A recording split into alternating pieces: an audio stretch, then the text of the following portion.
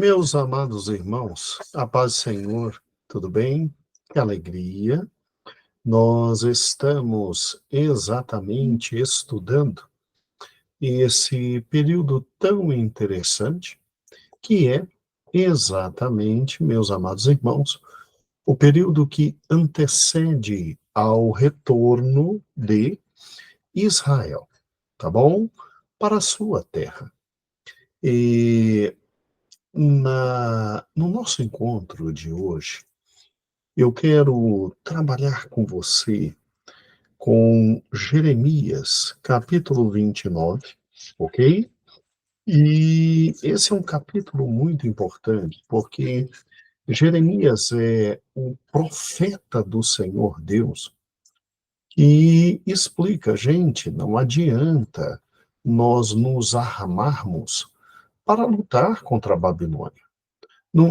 Nós não temos a mínima chance de ir contra os babilônicos e vencer.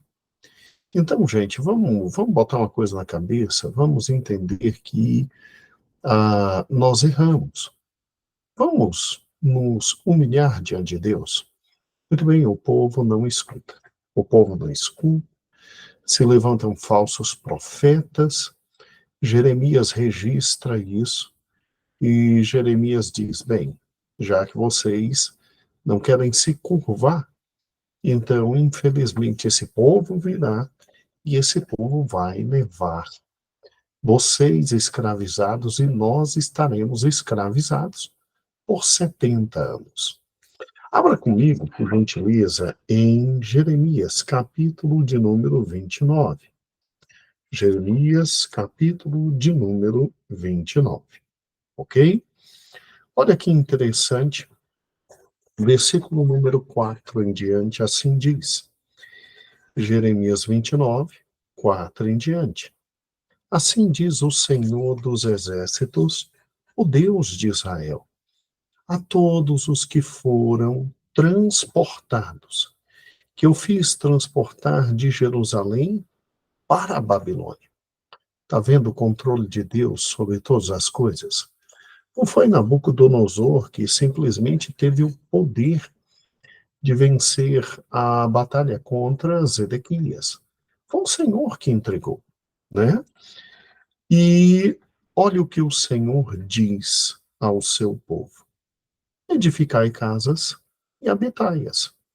Ou seja, vocês que estão aí na Babilônia, pode edificar as casas e pode habitar. Versículo 5: plantai jardins e comei o seu fruto. Tomai mulheres e gerai filhos e filhas.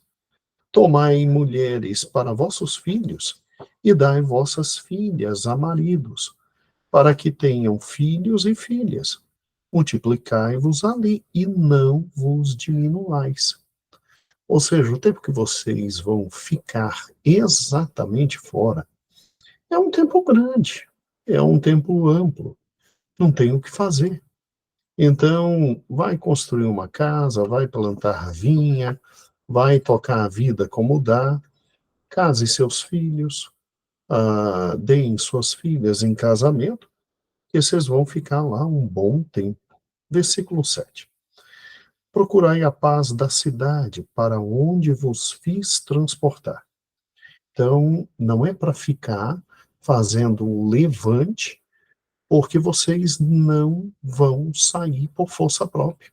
Eu coloquei vocês aí em razão da desobediência de vocês. Não tem o que fazer. E orai por ela ao Senhor, porque na sua paz vós tereis paz. Então, nem planejem levante algum, porque todo e qualquer planejamento que vocês fizerem de revolução, de revolta, de novo se levantar, tudo vai por baixo, porque eu já determinei o tempo que vocês vão ficar presos na Babilônia. E olha que interessante. Versículo 8. Porque assim diz o Senhor dos Exércitos, o Deus de Israel: não vos enganem, os vossos profetas que estão no meio de vós, nem os vossos adivinhos, e nem deis ouvidos aos sonhos que sonhais, porque eles vos profetizam falsamente em meu nome. Eu não os enviei, diz o Senhor. Versículo 10. Porque assim diz o Senhor, certamente que passados 70 anos na Babilônia, vos visitarei e cumprirei sobre vós a minha boa palavra, tornando-vos a trazer a este lugar.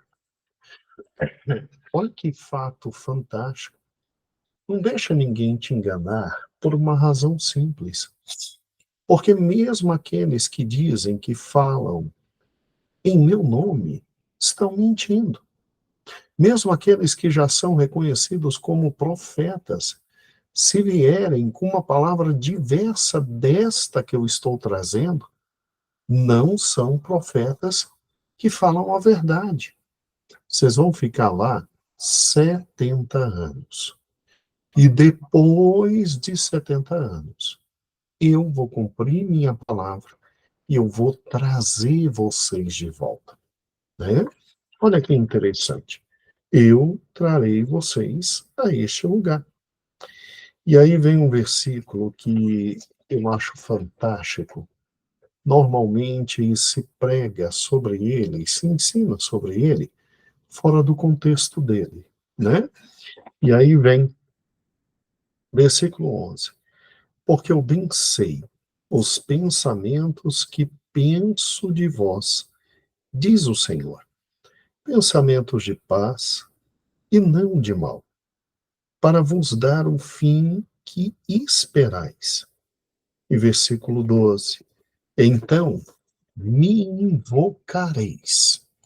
Então me invocareis. Ireis e orareis a mim, e eu vos ouvirei. E buscar-me-eis e me achareis, quando me buscardes de todo o vosso coração.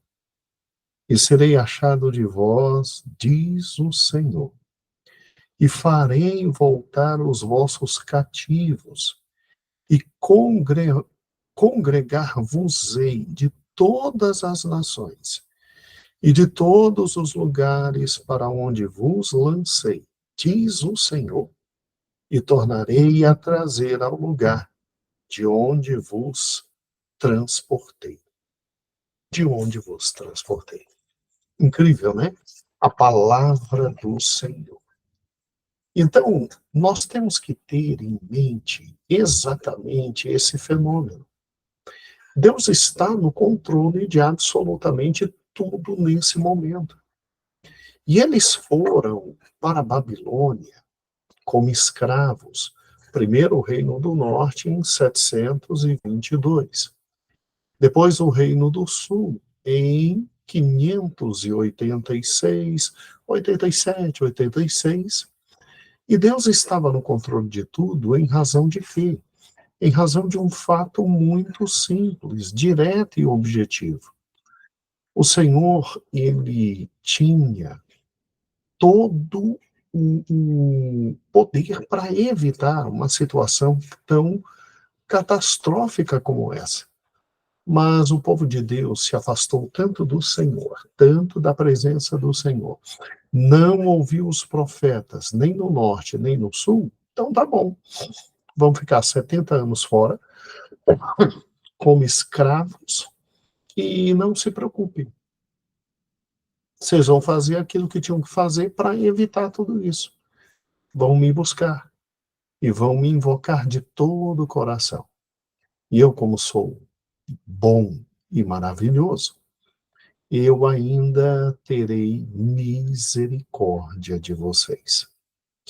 Então, meus amados irmãos, quando a gente pega uma profecia como essa de Jeremias, a gente fica assustado.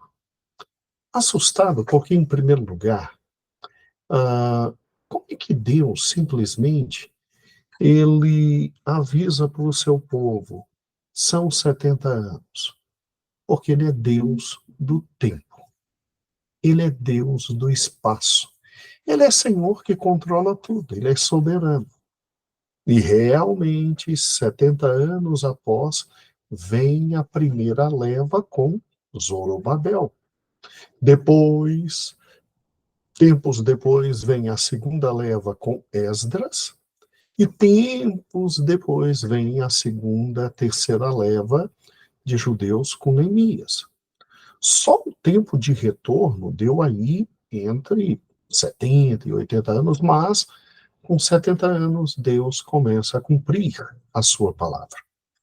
Ele usa o rei Ciro, e Ciro é servo do Senhor, e ele, Ciro, usado pelo Senhor, determina o retorno de Israel para a sua terra. E aí vem a primeira leva com Zorobabel. E aí existe o início da reconstrução do templo. Agora, vamos comigo, vamos bem devagar. O segundo fato que me chama a atenção profundamente nesse texto bíblico é o fato de que eles seriam escravos, seriam, em condições adversas. Ninguém que é escravo vai ter uma vida maravilhosa. Você é escravo e você pode morrer a qualquer momento. Mas quando Jeremias diz, olha, construam casas, plantem vinhas, casem os seus filhos, deem suas filhas em casamento, você pode ver que o conjunto de tudo isso é milagrosamente aquilo que nós chamamos de graça e de misericórdia. Porque como é que eu sou escravo em terra estrangeira e eu vou ter renda a ponto de construir uma casa? Como é que eu sou escravo em terra estrangeira e eu vou ter condições de ter família? Como é que eu vou ser escravo em terra estrangeira e eu vou ter condições financeiras para dar minha filha em casamento ou casar meu filho? Então, Deus, na sua ira, porque esse povo estava indo para o exílio, para que esse povo aprendesse a nunca mais se curvar diante de outros deuses. E olha que quando eles retornaram, funcionou, porque Israel nunca mais se curvou diante de outros deuses. Agora, se você parar e pensar e raciocinar comigo, mesmo estando no exílio, a misericórdia, a graça, a bênção de Deus ainda ia acompanhá-los. Ainda ia acompanhá-los. Por quê? Porque, segundo Jeremias, eles teriam condições mínimas de vida e de existência. E posso ser franco, o exílio, para alguns, foi literalmente um momento tão especial e diferenciado que depois que eles puderam voltar, eles tinham sido tão abençoados no exílio que não voltaram. Eles não voltaram. Muitos se recusaram a voltar.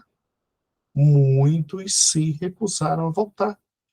Meu Deus, pastor, é sério, sério, extremamente sério. Tá, agora não imagine que o exílio foi 7 maravilhas, né?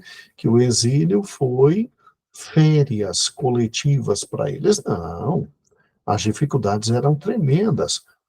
De tempos em tempos, eles estavam com a corda atrás do pescoço.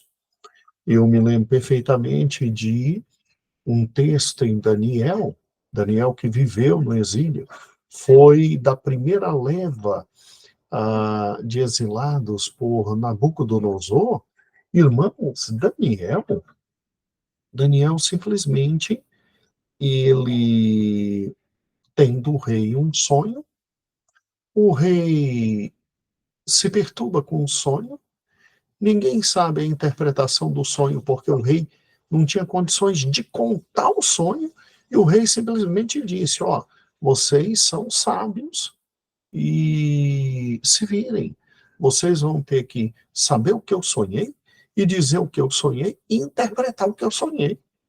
Ninguém conseguia fazer isso. Daniel disse: ó, rapaziada, ora para que Deus tenha misericórdia. E Deus teve misericórdia, porque se no tempo marcado pelo rei ninguém descobrisse o que o rei sonhou, todo mundo ia morrer, inclusive Daniel. Você não se esqueça que ninguém estava protegido lá fora. A Esther era esposa do rei. E o rei fez um decreto para, no dia X, hora X, momento tal, matar todos os judeus. Esther ia morrer também. Então, nem o fato de você ser amigo do rei te livrava dos problemas. Daniel era um amigo muito amado e foi parar na cova dos leões. Esther quase perdeu a vida. Então, a vida lá fora não era fácil. Mas é incrível o Deus que nós servimos. Como é que esse Deus, no meio de toda essa dor, ele ainda age com misericórdia? É o amor dele. Gente, é o amor dele. O amor de Deus é absolutamente mas incomparável. Ele é por demais profundo. Vejam que o texto diz, ó, fica tranquilo, vocês vão sofrer lá fora. A vida não será fácil, mas construam casas, ou seja, eu vou dar força para vocês terem casa fora daqui. Plantem vinha. Eu vou dar força para vocês para que o trabalho de vocês possa produzir o fruto da vide, ou seja, a alegria, a felicidade. Eu vou dar condições para que vocês casem e para que vocês tenham filhos e vocês possam casar os filhos e dar as filhas em casamento. Então, mas é óbvio, nada vai se comparar ao que era a terra que vocês tinham aqui e simplesmente vocês jogaram fora por causa da desobediência. Agora, uma coisa vai acontecer. Lá, vocês entenderão o que é viver com bênçãos, mas viver em aperto. E vocês vão me buscar. E vão me buscar de todo o vosso coração. E vão me encontrar. E vão me encontrar. Então, a palavra de Deus para quem ia era uma palavra de dor, porque iam perder o pai, iam perder a mãe. Lá era uma outra terra absolutamente desconhecida, seriam escravos. E como escravos, eles não teriam direito a absolutamente nada, mas mesmo no mundo de escravidão, Deus agiria com graça e misericórdia. E olha, não escute absolutamente ninguém que está se levantando para dizer o contrário, porque são mentirosos. Mentirosos. Essa foi uma carta, se você pegar Jeremias 29, foi uma carta escrita por Jeremias, a mãe de Deus, e enviada à Babilônia, tá? Para que eles tivessem certeza de todos os tempos. Irmãos, Deus é dono do tempo. E é por isso que ele nos avisa absolutamente tudo, para que ninguém fique enganado no tocante ao tempo. Ninguém se engane no tocante ao tempo. O Senhor é dono do tempo. E é muito bonita uma profecia como essa e uma escritura como essa, porque mesmo tendo uma vida muito difícil, a graça e a misericórdia do Senhor estariam com ele. Tá bom? Agora, e como é que ficaria a vida de quem não foi? Ou seja, como é que ia ser a vida de quem ia ficar na terra, né? Como é que ia ser a vida de quem ia ficar na terra? Bem, A vida de quem ia ficar na terra dependeria exclusivamente e totalmente do povo vencedor. Então, depende muito de quem estava dominando Israel, para que a gente pudesse entender como era a política desse povo e discernir como é que Israel ia ficar quanto àqueles que ficaram, né? Quanto àqueles que ficaram. Mas, pastor, peraí, depois de 70 anos, esse povo não ia voltar a ter completa independência, né? Depois de 70 anos, esse povo não ia voltar a ter a sua identidade nacional, o seu nome de volta, o templo construído, a vida renovada, e um novo Davi ia surgir, se levantar, e tudo ia mudar. Não, não, não, não, não, não, não, não, não. O que Deus prometeu foi trazer o povo após 70 anos de volta. Foi isso que Deus prometeu. E quando você pega Jeremias, capítulo 30, olha que interessante. Pegue comigo Jeremias, capítulo 30. Deixa eu só abrir aqui a, a, minha, a minha palavra, né? Aqui minha Bíblia. Quando você pega Jeremias, capítulo 30, que fala exatamente sobre o retorno. A palavra de Deus diz de forma clara, a partir do versículo de número 3. Porque eis que dias vêm, diz o Senhor, em que farei tornar do cativeiro o meu povo de Israel e de Judá. Entendeu? Vai voltar tanto Israel quanto Judá. Diz o Senhor, torná-los-ei a trazer a terra que dei a seus pais, e a possuirão. E estas são as palavras que disse o Senhor acerca de Israel e Judá. Assim diz o Senhor, ouvimos uma voz de tremor, de temor, mas não de paz. Perguntai, pois, e vede, se um homem tem dores de parto.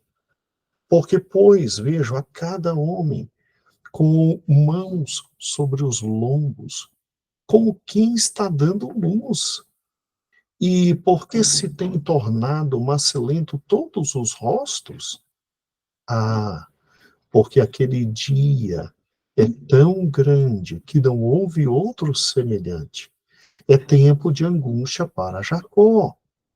Ele, porém, será salvo dela. Então, escute, escute. Quando o Senhor promete trazer de volta, ele diz que os dias após o povo retornar são dias de angústia, são dias de muita dificuldade, são dias de pavor. Tudo bem que isso aqui se cumpriu na época de Esdras, Neemias, né? Se cumpriu durante todos os anos que sucederam o retorno, e isso aqui também vai se cumprir lá na frente, no retorno de Cristo, para salvar Israel, né? Agora, obviamente que eles iam se levantar, mas iam se levantar em tempos de angústia e de dificuldade, né? De dificuldade. Agora, olha o versículo 8, que lindo.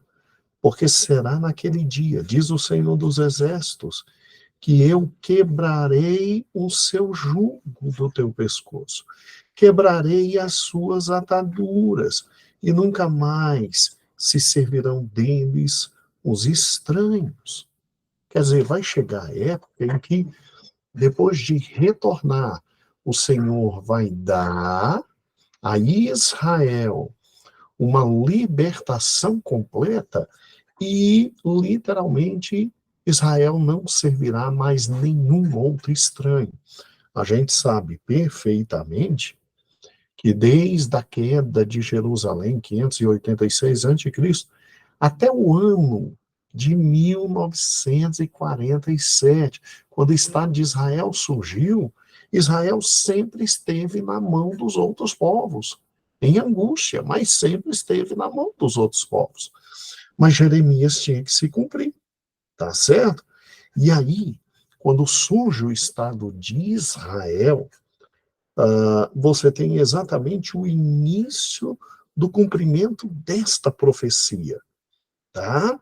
Ou seja, Deus ia começar a quebrar o jugo que eles tinham sobre o pescoço e as ataduras. Quando o Estado de Israel surgiu. Pastor, meu Deus do céu, então, o retorno deles, quando eles retornam, o que nós vamos ter na descrição bíblica, histórica, e na descrição histórica extra-bíblica, nos livros de história sobre história de Israel, são tempos sempre difíceis e angustiosos. São. São tempos de muita dificuldade. Quem ficou, ficou sob o jugo. E depois, quando retornou, dias difíceis, angustiosos. Por isso que o livro de Esdras e o livro de Neemias são livros que demonstram a grande dificuldade de Deus vivendo naquele momento. Mas Deus tinha dito.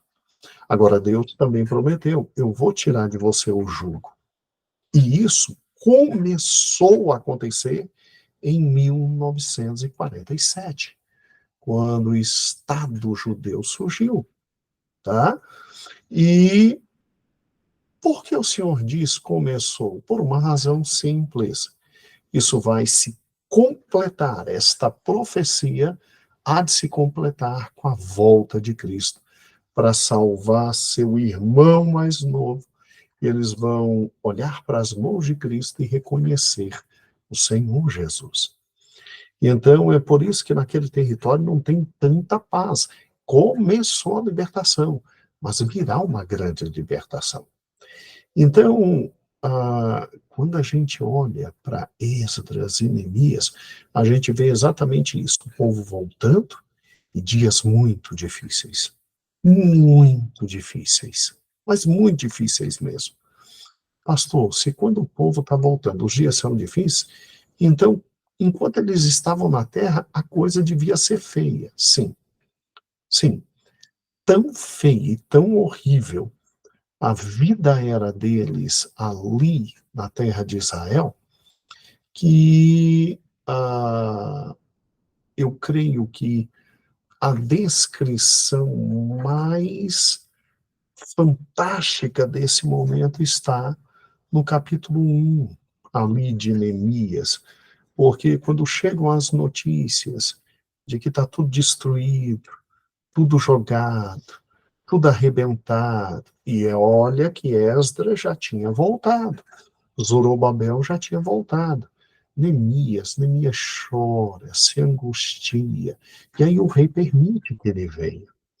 Então, a coisa não estava muito boa para quem ficou na terra, a coisa não estava muito boa para quem saiu da terra, mas a impressão que se tem é que, pelo menos quem estava fora, né, contou com uma grande misericórdia de Deus, tá?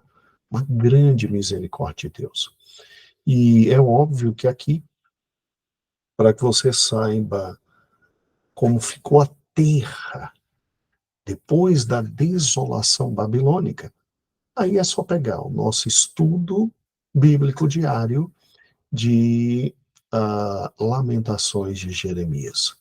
Aí você vai ver direitinho o que era ter ficado nesta terra. Muito bem, este é o Leitura Bíblica Diária. Amanhã nós voltamos, amanhã nós temos um slide muito especial para que você entenda melhor esse tempo e o Senhor há de nos abençoar grande e poderosamente. Um grande beijo. Quero agradecer a Deus por essa oportunidade, minha pastora presidente pela confiança e o ministério por tudo e absolutamente tudo que tem disponibilizado para nós, tal como todo este sistema, né, de comunicação. Muito obrigado e um beijo no seu coração e até amanhã. Até amanhã e a paz do Senhor.